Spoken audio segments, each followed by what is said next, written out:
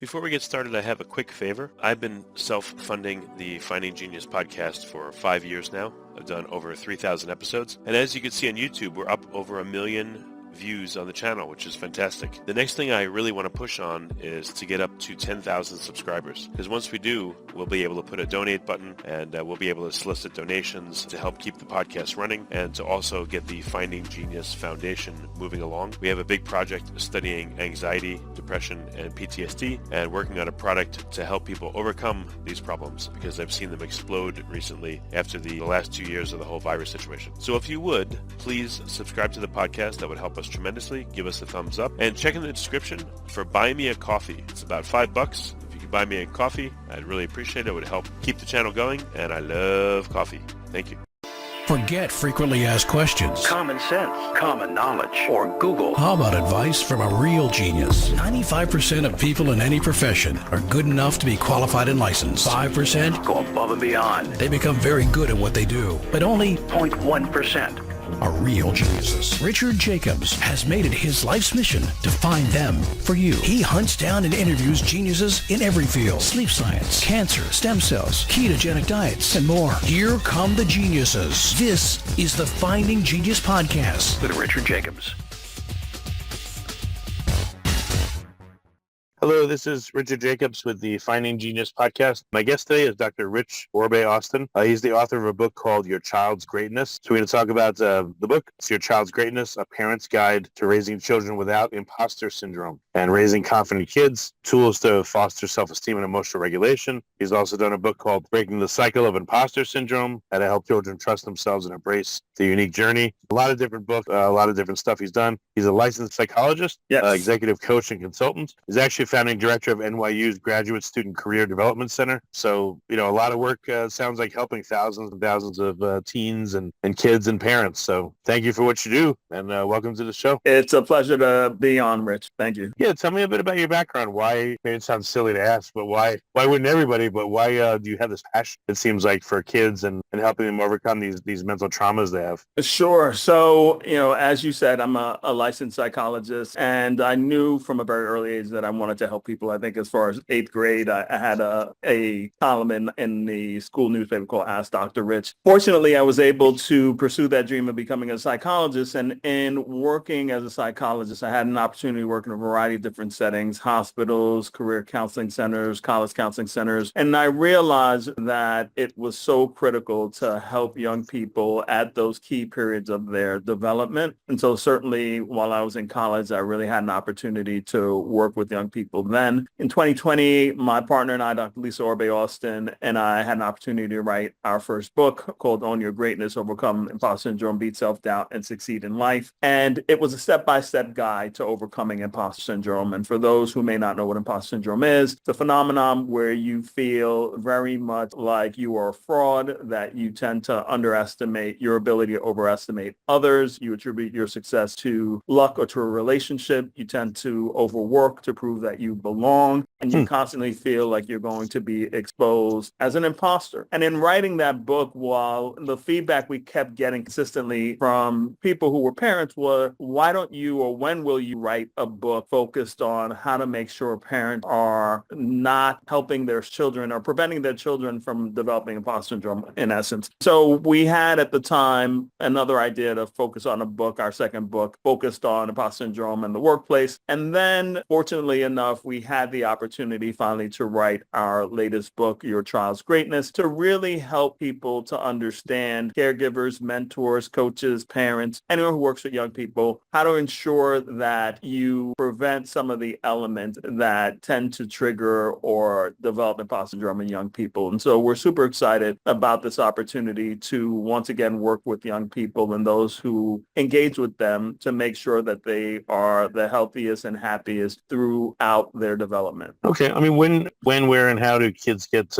imposter syndrome? Does it come from parents, or like where does this tend to come from? Sure. So we talk about the fact that a good deal of the origins of imposter syndrome are in early childhood experiences. And one of the most important and critical childhood experiences that may contribute to imposter syndrome is the role that you take up in your family. And there are three primary roles that we talk about. So the first one is you are identified as smart one as a young person. And even though you may have had siblings, cousins, or other people who might have achieved just as well as you had academically, you were identified solely as smart one. And as you continued on your academic path and met some level of adversity, you then began to wonder, is it actually true that I was smart? So then you start to doubt yourself and feel like, well, maybe I was an imposter this whole time. Maybe I'm not smart. So that's one role. Second role in contrast is the hard worker. So you again may have had just as good of a grade as someone who's identified as a smart one, but you were identified as the hardworking, more socially adept one. And so the messaging for you is that, well, you're not necessarily that smart. And so the only way you will be successful is to work very hard or to please other people. And so that hardworking person then begins to think that the only way they can belong to demonstrate that they are good enough is through overworking, unfortunately. And then the last role in childhood we talk about is that of the survivor. So you may not have had any particular feedback. This is someone who's been neglected during the childhood experience. So they weren't identified as hardworking or smart. They just were trying to survive. So they never really had a sense of what their strengths were, what their actual skills were. And so they were left to then believe that they weren't good enough and that they were imposters. And so when we think about ensuring that children don't develop imposter syndrome, we talk about the fact that children shouldn't have just one role. You can be a smart one, you can be the hardworking one.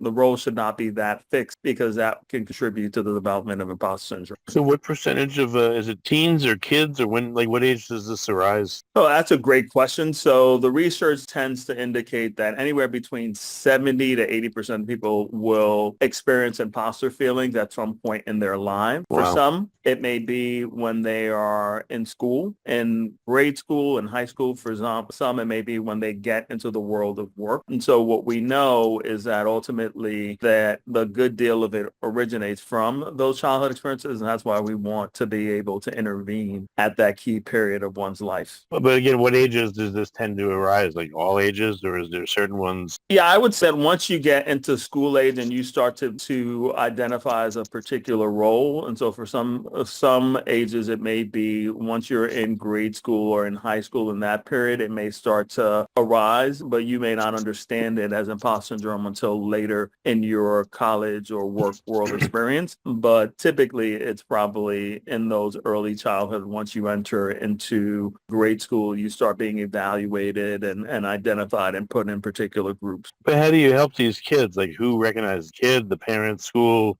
What does it look like when, maybe the kid themselves doesn't even know what's going on, that works with them frequently sees it? Sure. So it could be a parent, it could be a teacher. If a child says consistently, well, I'm really not that smart. The only way I'm successful is because I got very lucky. That tends to be a sign that they may be dealing with imposter syndrome. For a child that tends to constantly say, well, everyone is much brighter than me. Everyone's much smarter than me. I really don't necessarily. The only way I can be successful is I have to work really, really, really hard. That's a pattern that we see when a child does not necessarily want to take risks in a classroom setting or in particular performance setting because they feel like they may be exposed as a fraud. So they don't raise their hand because they don't think that they know the answer to something. They don't want to be exposed as being stupid. So that tends to be a pattern. So a teacher can notice that, coach can notice that, a parent can notice it at particular points. It's how the child really speaks about themselves and in comparison to others, and as a whole, that we begin to see some of those particular signs of imposter syndrome developing. Okay, what is the therapy for it? How do you help kids? So one of the things that we talk about with imposter syndrome, thankfully, it is not a mental health disorder. It's more of a phenomenon. And so the intervention is really being able to think about some of the key elements that contribute to it. And so in this latest book that we've written, we talk about the 3 B's model, which is belonging, blooming, and being. So in belonging, we talk about developing a healthy identity. And so helping children to understand who they are, what their strengths are, what their particular areas of challenge are. Also in belonging, we talk about how to form healthy relationships, how to make sure that you're valued in the relationships that you seek. And then finally, in belonging, we talk about the fact that you want to be able to know how to advocate for yourself and manage conflict. Conflict is not a bad thing. It's how you particularly manage it. And then the next phase is blooming. And one of the things that we talk about is how to reduce performance anxiety. Performance anxiety tends to be one of the major factors that may be triggering for young people who are dealing with imposter syndrome, that they feel like any particular performance they'll be exposed as a fraud. That's what I was going to tell you is right. At first you didn't mention any of the negative, but it seems like, I don't know, so many people are anxious, depressed, having all these, I don't know, extreme emotions.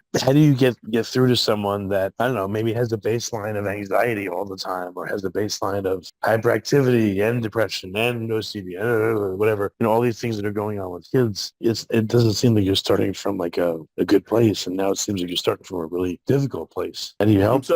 So what we recognize is that imposter syndrome tends to be what we call comorbid with anxiety, depression. And so when we're dealing with a young person, we then do an evaluation to see, okay, is it solely imposter syndrome? Is it anxiety? And therefore, we then need to intervene if it is anxiety and depression, and really help them to know and understand what are some of the things that may be contributing to that. One of the things that we oftentimes talk about with imposter syndrome is notion of perfectionism, that young people feel like the only way that they can actually not be exposed as a fraud is to be perfect. And as you can imagine, that causes a great deal of anxiety. It can also lead them to being depressed if they do make a mistake. And so it's helping them to learn and to understand that it's not the perfectionism that makes them successful. It's their own skills and abilities. And so we talk about how to help them give up perfectionism while striving for greatness, which is a key piece of the puzzle. Rather than feeling like you can't make any mistake, it's really how do you improve day by day and excel based on the unique skills that you have, and always being able to internalize your successes. That people with imposter syndrome tend to feel like they don't have any successes, or again, any successes based on luck. So helping them to both internalize success, but also cope with failure. Failure is a part of life. Does not mean that it confirms that you are an imposter. It means that you need to think about how to develop in particular areas. And then finally, when we talk about how important it is to learn how to regulate yourself emotionally and form strong communities, the interventions really are, one, from a unique perspective, helping that young person to understand what are their distinct challenges, but also being able to utilize this model to help anyone dealing with imposter syndrome or preventing them from developing imposter syndrome in the first place. Okay, well, how about some details? Like what do you do with kids? How do you help them? How do you work with them?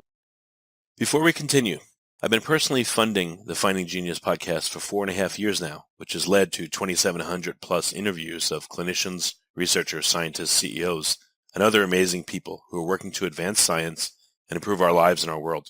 Even though this podcast gets 100,000 plus downloads a month, we need your help to reach hundreds of thousands more worldwide. Please visit findinggeniuspodcast.com and click on Support Us. We have 3 levels of membership from $10 to $49 a month, including perks such as the ability to see ahead in our interview calendar and ask questions of upcoming guests, transcripts of podcasts you're interested in, the ability to request specific topics or guests, and more. Visit findinggeniuspodcast.com and click Support Us today. Now back to the show.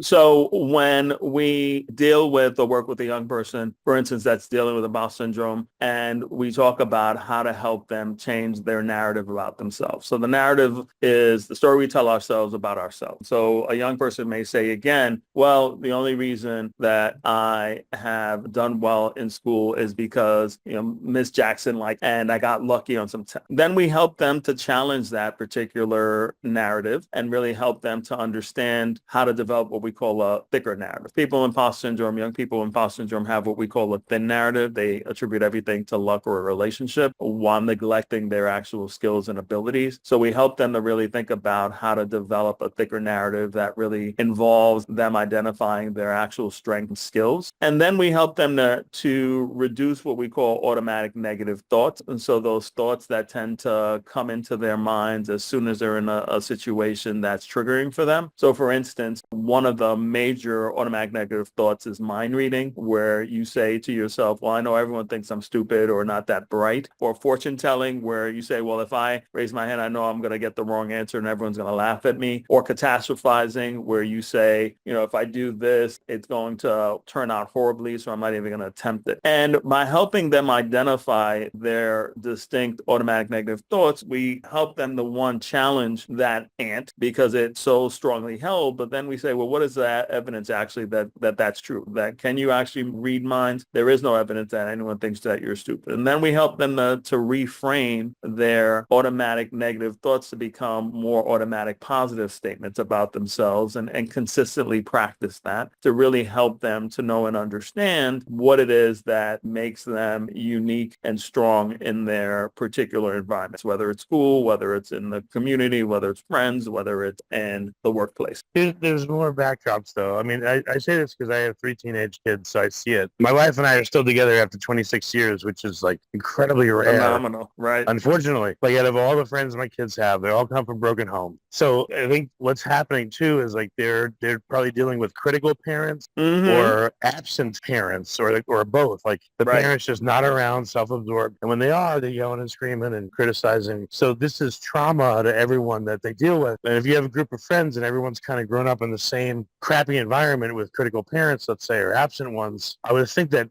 reinforces socially amongst the group. So how do you do what you do? Because again, by the time you get to them, they've been listening to their parents all the time that they grew up. Now maybe they're at a point where they don't want to listen to their parents and they rather listen to their friends, but they're damaged already. They've got this in them. Like, how do you fix this with all this outside pressure going on? Yeah, and I will give an example, and I think you make a wonderful point. So I have 2 girls, one's 15, one's 13. They're both competitive fencers, and the environment that they're in really can be toxic because you see all these parents who are highly competitive that are verbally abusing and sometimes physically abusing their kids. And we know and understand that that's not the healthy way to go. But for some of these kids, they end up being successful just because they're trying to please that parent. And so when we're talking about imposter syndrome, there's a people-pleasing piece to it where you either have a narcissistic parent or you have a parent that is really codependent and causes you to feel like everything must be focused on their need. And so on one hand, it's not trying to blame the parent, but it's really having conversations with the young person about who they are in comparison to their friends, in comparison to other people who they might feel are more successful or more popular, whatever it may be, but having hard conversations about what it is that they bring to the table and what it is that they will want to give up in that element. So when you talk about the fact that, yes, some of your kids' friends may come from broken homes, they want to listen to these kids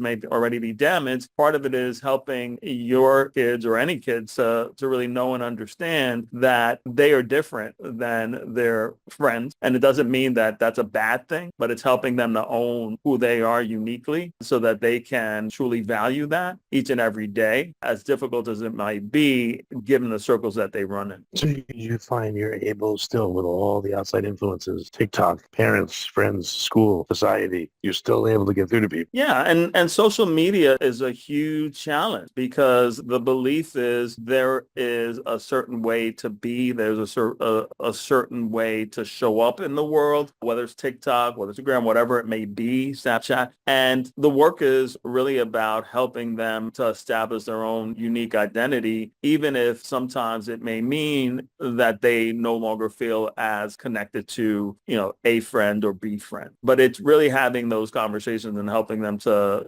recognize who they are in the grand scheme of things and understanding all those challenges. But it takes time. It's not going to happen in one conversation. It's not going to happen in 2 conversations. It's consistently working with that young person, having them show up, really having them be in supportive networks and environments, whether it's, supportive teachers, whether it's supportive coaches or mentors. So it takes a whole community to help engage with that young person to really change, their mind frame while also battling, as you said, some of these toxic elements that they are constantly facing every day, which is different than what we faced when we were coming up. So what are some techniques you've had to develop? I mean, without giving away like secret sauce, like what have you had to do to accommodate? First of all, how long have you been doing this? And second of all, what have you seen change in the kids you work with over the years? So I will say that I've been doing this work for over 20 years. And the biggest thing that we see is the shift in the impact of social media. And oftentimes what we talk about is the fact that social media, as the name implies, is supposed to be something that connects people, but it actually makes young people feel more isolated and disconnected, right? And so it's really being able to develop strategies that help them to feel like they're not alone, that some of the things that they're going through aren't just uniquely about them. And so some of it is really being able to have those discussions and helping them to find people who may be experiencing some of those, same things, and developing social networks that are offline that help them to develop more healthy coping strategies when they're dealing with things. And one of the things that I talked about is, and the change is when someone was struggling, or a young person was struggling, say at school, whether it was through bullying or other aspects, a good deal of it would just be left at school or in the neighborhood. Here, it's 24/7, right? So they can't really escape it because then they're being bullied through social media and they're always on. So it's helping them to disconnect from it. It's helping them to form offline relationships that are meaningful to them. It's helping them to see that it's worth their time to do that, because a lot of these young people don't actually have the skill or the actual preference to engage with people offline, and they feel very awkward or uncomfortable, which is the other thing that I've seen over these years, where people can see, and I had this experience the other day, even with one of my daughters, in talking about how it just feels uncomfortable to take a walk with one of their friends, and they'd rather just Really? be on their phone, right? It was like, and I was like, well, what is that? You see them every day. They're like, oh, it'd just be, kind of weird. I wouldn't know what to say. And the other experience we had, she has these, friends online, and she sees them in the fencing tournaments, and they don't say anything to each other. They know each other. They kind of engage with one another online. And it was perplexing to me because I said, hey, had you ever seen her in person? And she was like, oh, we see each other, but we never talk. I was like, well, why don't you talk in person? Even because you're very active with one another online. And so even though I've done this work for so long, even that was a shock to me, right? And to really say that there's a level of discomfort and anxiety in young people of just engage interpersonally, and how to help them develop the skills to do that. Yeah, that's crazy. Like, what do you do? Do you invite their friends over and then take them out for an activity where they can't use the phones? Like, what can you do to help? Yeah, you actually have them take some time off the phone and really do something in person with those friends, and have a good time doing it, right? And so it even something as simple as just going to, the park and hanging out, or being able to, have some time and actually going to lunch and eating somewhere, and just not having their phones be present when they're doing it. We used to do escape room. We did a whole bunch of them. That worked well. The kids would be starving afterwards because they used their brain so much, and they loved Right. it. Right. Yeah, because they're distracted. They're not necessarily trying to problem solve. They're not necessarily having to be so tied to their phones, and they're not even thinking about eating, right? And so that's what we want. We want them to be able to engage in these activities that are stimulating, that enable them to not feel like they are connected to their phone. And for my kids, again, I feel very fortunate. They love fencing. They're at fencing probably like 5 days a week, but they're always engaged with, their friends around fencing and talking about it. And when they're doing it, they're not thinking about anything else. They're not thinking about their phones. They're not even thinking about eating. They're just really into it. I was in a joke and said they should be very offensive when they're at doing the sport. Right. Defense. Anyway. So to help an individual, like who brings them in? They bring them in. The parents bring them in. The school brings them in. What would be a typical protocol that you go through, and how long? So it would be really anyone can bring them in, right? So at some points, it can be the parent feeling concerned that they are not necessarily engaging in the ways that they want to, or they feel uncomfortable, they feel anxious, or a teacher might identify that. And the work is very tailored to the needs of that young person. And so it's never time limited. It's really, when we talk about our particular protocols in our first imposter syndrome book, when we talked about overcoming imposter imposter syndrome, we developed a course that was a 12-week course from beginning to end, where we said if someone is dealing with imposter syndrome, at the beginning of the course, we take their imposter syndrome score, and at the end of the 12 weeks, we have saw a reduction of their imposter syndrome scores by 30%. And so if it's an issue related to imposter syndrome, then we see that, within 12 weeks, that is the particular concern. If it's something else like anxiety or depression, it can vary. But if it's focused on imposter syndrome, the protocols that, we've developed, we have seen, remarkable change in a short period of time. Do they go like recidivist if they're out of the program for a while, or do you give them things that they could do to keep their skills? Like, is it very easy to fall back? Just go back to the way you were? Yeah, this is a great question, right? And so when we talk about the fact that you are reducing your imposter syndrome, what we're talking about is, again, because you're not cured of it, but you've developed tools and strategies that if it is triggered, you know exactly what to do to make sure it doesn't impact your functioning. And that's really what we want to see. That oftentimes imposter syndrome can be so all-consuming for a young person that they are unable to really enjoy different aspects of their lives. But once they go through the particular protocol, they can see, oh, okay, I'm being triggered, like I'm meeting a new person or I'm doing a new task. Now I know how to go back to the tools that I learned through the model to really reduce, the imposter syndrome's impact on my functioning. And then I'm back to, baseline that's healthy for me. But look, people are not going to follow this. They're going to say I'm anxious. They're going to say I'm depressed. I have ADHD, whatever. So what symptoms kind of go along with this phenomenon? So, and do they experience relief once they get help? So they definitely experience relief when they get help. If they're dealing solely, as we talked about, with imposter syndrome, then they begin to feel like, okay, these automatic negative thoughts are not inundating them. They're not having this narrative about themselves. They're valuing self-care. They're connecting with people. They understand their triggers.